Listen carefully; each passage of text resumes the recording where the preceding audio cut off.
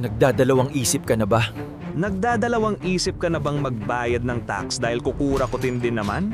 Alam natin may nagnakaw pero wala namang nakukulong. Well folks, let me introduce you to someone na literal na naging poster boy ng lahat ng yan. Elizalde Zaldico. Businessman, congressman, budget king. At ngayon, walking scandal headline. That's wild, right? Si Zaldico ay isang Bicolano businessman turned politician na galing Albay. Pinanganak siya noong December 8, 1970 at lumaki sa Bicol.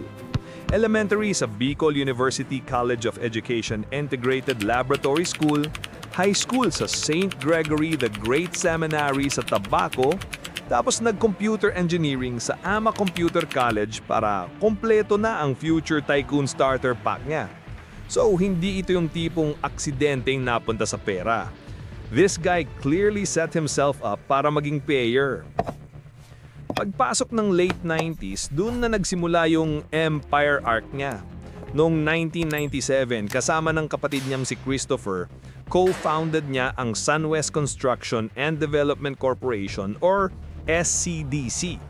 At kung medyo nakukulitan ka na sa pangalan na SunWest, dapat lang kasi paulit-ulit mong maririnig yan sa halos lahat ng kontrobersya later. Sa simula, basic contractor lang sila. Roads, flood control, mga ganon. Pero habang dumadaan ang panahon, sobrang lumaki na yung kinukuha nilang projects. By the 2000s, SunWest na ang isa sa mga top contractors ng DPWH, lalo na para sa flood control at road projects sa Bicol area. Pero hindi lang sa kalsada umiikot ang mundo niya.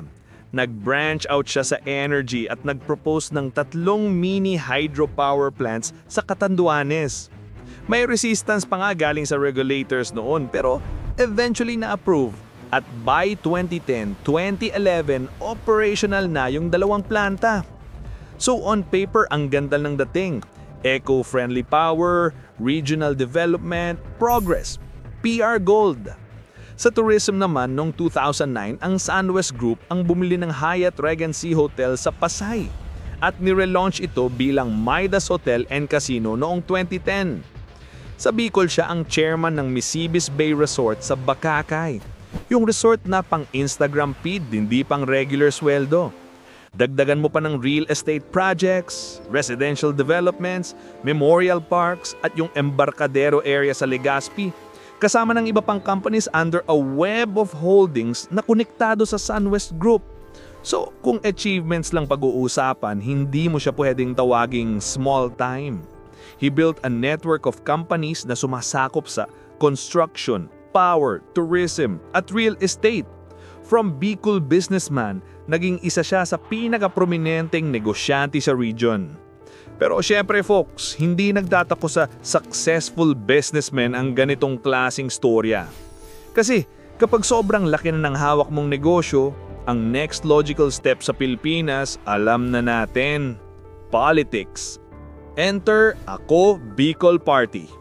Noong late 2000s, accredited ang Ako Bicol bilang party list na supposedly nagre-represent ng mga Bicolano. Pero almost from day one, binabato na sila ng akusasyon na hindi sila marginalized group, kundi project daw ng malalaking negosyante at malalakas na political figures. May mga ulat pa noon na konektado ang Ako Bicol sa kampo ng dating administrasyon. Na-disqualify pa nga sila ng COMELEC at one point, pero na-rescue sila ng Supreme Court at doon na nagsimula mas lalong malabnawan ang tunay na purpose ng party list system. Since 2010, laging may Ko sa listahan ng Ako Bicol. Una si Christopher Ko ang naging representative ng party list. Noong 2019, si Zaldico na mismo ang pumasok sa Kongreso bilang isa sa mga kinatawan ng Ako Bicol. At dito, folks, lumipat sa mula sa pagiging contractor na nakikisali sa bidding tungo sa pagiging lawmaker na gumagawa at nag-aaproba ng budget. Seryoso, that's like letting the guy who supplies the exam answers be the one writing the exam. Diba? Noong 18th Congress 2019 to 2022, regular congressman pa lang siya. Pero pagsapit ng 19th Congress noong 2022, biglang plot twist, ginawa siyang chairman ng House Committee on Appropriations. Ito yung committee na may hawak ng power of the purse sa House. Silang nagre-review, nag-e-edit, nag-a-adjust sa national budget bago ito ipasa. Ibig sabihin, si Zaldi na ngayon ang may malaking say kung magkano yung mapupunta sa DPWH, DA, DepEd, DOH, pati kung saang distrito mas babaha ng projects. From 2016 to 2025, ang SunWest at mga kaugnay na firms ay patuloy na nakakakuha ng bilyong-bilyong contracts from DPWH, including flood control, bridges, at airport-related work. So, habang siya ang timitingin sa budget, mga kumpanyang konektado sa pamilya niya ang madalas nananalo sa mga proyekto. You see the problem, right? At hindi ito bagong issue. As early as 2007, may vice governor na nga dito sa Albay na nagsabing may mga DPWH river projects na naawaran sa mga kumpanyang konektado sa co-siblings na supuro use daw. May instance pa na ang proyekto sa pag-channel ng isang non-existent na ilog sa Malilito at Albay. Noong 2013, ilang DPWH projects na completed sa papel pero hindi patako sa actual ang nadiskubre sa Albay, hawak ng SunWest at Hightone, company ng kapatid niya. Noong 2014, inimbestigahan pa sila ng Commission on Audit kaugnay sa mahigit 1 bilyong pisong projects funded by Pork Barrel or PDAF noong 2009-2010. So, you can't even say na biglang sumulpot niyang kontrobersya. May pattern na. Habang lumalakas ang political role niya, lalong napapansin ang conflict of interest. Noong 2019, sabi niya, nag-divest na siya sa SunWest Construction para compliant siya sa Code of Conduct for Public Officials.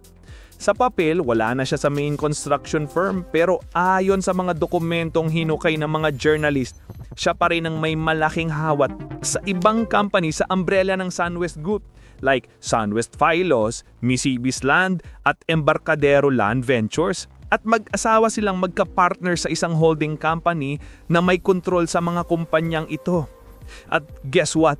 Ang scandal plague na SCDC SunWest mismo ay nagpapahiram ng daan-daang milyong piso na advances sa mga company na yan. So kahit sabihin mong nag-divest siya sa isang entity, nakakabit pa rin siya sa buong ecosystem. Technically legal? Maybe. Ethically clean?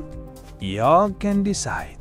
Tapos, noong 2024, nakipag-word war si Ko sa isang senador tungkol sa charter change. In response, binanatan siya pabalik at hinila pataas ang history ng SunWest, sinasabing involved daw sa family-style procurement at pati sa overpriced DepEd laptops. May brutal na linyang tumatak, parang kailan pa nangyari sa history natin na isang big-time contractor ang may hawak sa government coffers. You basically appointed Dracula as the guardian of the blood bank. Medyo savage, oo, pero gets mo yung point. Sa flood control naman, nagkaroon pa ng fact-check fiasco. May pagkakataon na sinabi ni Ko na walang billion peso flood control funding sa Bicol pero lumabas sa records na may multi-billion peso pala na flood control fund sa DPWH sa isang taon. Na-flag ito ng fact-checkers kaya mukhang either sobrang mali ng info niya o hindi siya honest. Neither option looks good if ikaw yung dating budget chair. Pagpasok ng 2025, doon talaga sumabog yung narrative. Una, tinanggal or nag-resign siya bilang appropriations chair noong January 2025 officially dahil sa health reasons. Pero sobrang sakto sa timing. Kakatapos lang ipasa ng Kongreso yung pinaka-controversial na budget sa ilalim ng current administration. May blanks sa BICAM report, may cut sa DepEd at PhilHealth, may multi-billion na pondo para sa isang cash aid program na konektado sa leadership at maraming hindi masagot kung sino ang nagpasok ng alin. May mga ulat na hindi natutuwa ang panulo sa naging final budget at pangalan ni Ko ang isa sa laging nababanggit sa likod ng mga insertions at adjustments. Kasabay nito, pumutok ang flood control scandal. Investigations showed na mula 2022 to 2025, firms linked to the Ko family like SunWest, Hightone at FSco Builders nakakuha ng humigit kumulang 15.7 billion peso flood mitigation projects. May luwalay pang complaint na in-refer lang DPWH sa Philippine Competition Commission tungkol sa alleged bid rigging transactions na maaring madawit din ang kanilang kumpanya. Then kapaw! Pumasok pa ang Independent Commission for Infrastructure or ICI. Inirekomenda nila sa Ombudsman ang pag-file ng grab, malversation at falsification charges laban kay Co at ilang DPWH Region 4B officials kaugnay sa isang 289.5 million pesong road dike project sa Nauhan Oriental Mindoro na ipinatupad gamit ang SunWest Inc. silang kontraktor. Kasabay nito, hiningi ng DPWH sa Anti-Money Laundering Council na i-freeze ang mahigit 4 na bilyong pesong halaga ng air assets, mga eroplano at iba pang luxury aircraft na konektado sa CO at sa network niya. Nadagdag pa ng sinasabing hinihingi ng DOJ ng tulong sa Interpol para malocate siya abroad. Sa gitna ng lahat ng yan, hindi siya nagpapakita sa plenary. Nasa US daw siya for medical treatment ayon sa camp niya at sinasabi niyang may grave threats sa buhay niya at ng pamilya niya. Eventually, binawi ng House Speaker ang travel clearance niya at binigyan siya ng deadline para bumalik. Instead, naglabas si Co ng letter at nag-resign siya irrevocably bilang congressman noong September 29, 2025 habang wala pa siya sa Pilipinas. Sabi niya, dinimonyo na dalawang public opinion laban sa kanya at sa pamilya niya at dinideny na raw ang due process sa kanya. Akala mong dun na matatapos pero may final twist pa. Noong November 2025, naglabas si Co ng video statement na mga 5 minutes long. Dito, inamin niya na nag-facilitate siya ng budget insertion sa 2025 national budget, malalaking amounts, karamihan para sa flood control. Pero, sabay bawi. Ayon sa kanya, hindi raw sa kanya galing ang directive. Sinabi niyang utos daw ito mula mismo sa pinakamataas na opisyal ng bansa at sa dating speaker ng House. So, from being the guy na pinaratangang architect ng budget scam, bigla niyang pinuposisyon ang sarili niya bilang tipong ginamit lang ako, sumunod lang ako, now I'm telling the truth. At dito na talaga nagiging sobrang what even is happening ang buong kwento. On one hand, may decade-long na trail ng business empire na kumikita sa gobyerno, party-less system na ginagamit ng political clan at positions of power na perfect para sa conflict of interest. On the other hand, may claim siya ngayon na hindi siya mastermind kundi cog in a much bigger machine. Ang malinaw lang, folks, kung sino-sino pa ang pinapasa ng sisi, siya yung common denominator sa gitna ng businesses, budget at bilyon-bilyon ng proyekto. Off-cam, may pamilya rin siya, married to Mylene Recinto Co. May 4 na anak at ang buong Co clan ay kinikilala bilang isang political dynasty sa Bicol. May quarry operations daw ang pamilya na sinisisi ng ilang environmental at church groups sa pagkasira ng bundok at mas malalang pagbaha noong mga bagyo. Kaya kahit sa environmental angle, nandun pa rin ang pangalan niya. So, sino si Saldico really? Sa isang side, pwede mong sabihing regional developer, self-made tycoon, taong nagdalan mag-project at job sa Bicol. Sa kabilang side, siya rin yung mukha ng kung paano na-hijack ng mayayaman at powerful families ang party list system ng kung gaano kalabo ang boundary ng public office at private business at kung kadaling mag-loop ng billions ng pera ng bayan pabalik sa iilang mga tao. Hindi ito lahat convicted sa court, marami dito allegation at ongoing investigations. Pero bilang story, grabe ang symbolism. Sa bansang sobrang sanay na tayo sa salitang corrupt, si Saldico is like a full season arc ng isang show na pinagsama ang political drama, business thriller at true crime vibes. And honestly folks, whether tingin nyo sa kanya ay biktima ng sistema o embodiment ng sistema, isang bagay sure, hindi na siya basta pangalan lang sa comment section. Siya na yung kwento.